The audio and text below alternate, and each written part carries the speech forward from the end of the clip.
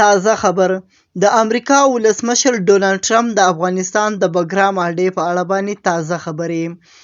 د امریکا ولسمشر ډونالډ ټرمپ په سپینه ماڼۍ کې د نویو فرمانونو د لاسلیک په مراسمو کې ویلي دي له افغانستان څخه په ګډوډ ډول د امریکایي ځواکونو په ایستلو انتقاد کړی او وایي که دی چیرې ولسمشر وای نو د نړۍ یو تر ټولو مهمه او لویه نظامي اډه بګرام به یې ساتلی وای او په وینا یې همدا اوس بګرام د چین په اختیار کې دی او وایي دا د منلو وړ نه دی.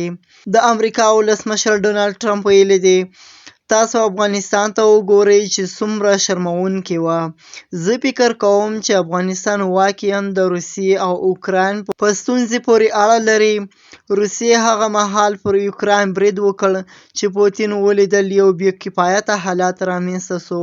ما هم ځواکونه وایستل خو بګرام یې ساته او سممهاله بګرام اډه د چین په ولکه کې دی.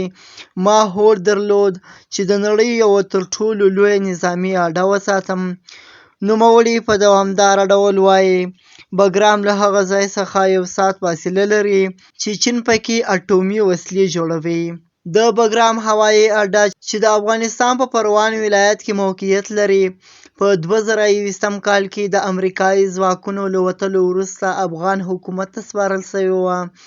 وروسته کله چې طالبان واک ته ورسېدل دغه اډه د دوی تر کنټرول لاندې راغله. پخوانی امریکایي ولسمشر ډونالډ ټرمپ په خپلو وروستیو څرګندونو کې ویلي دي چې که هغه په واک کې وای نو د بګرام هوایي اډه به یې ساتلې وای او ادعا یې کړې ده چې اوس دغه اډه د چین په واک کې ده. تر اوسه داسې معلومات نشته چې طالبان د بګرام هوایي اډه بیرته ډونالډ ټرمپ یا امریکا ته وسپاري. د طالبانو او امریکا ترمنځ د بګرام اډې په اړه کوم رسمي هوکړه یا خبرې اترې نه دي اعلان شوي. د دې موضوع په اړه د امریکا صدر ډونالډ ټرمپ وروستۍ څرګندونې دا دي. یاده دې وي چې په تېر حکومت کې د افغانستان پخوانی ولسمشر اشرف غني په وخت کې دا اډه د امریکا تر کنټرول لاندې وه. بیا چې کله امریکایان له افغانستان وتل نو د افغانستان ولسمشر اشرف غني ته یې سپارلې وه او اوس د امریکا ولسمشر ډونالډ ټرمپ وایي چې دغه اډه اوس د چین په لاس کې دی او چین خپلې اټومي وسلې پکې ساتي.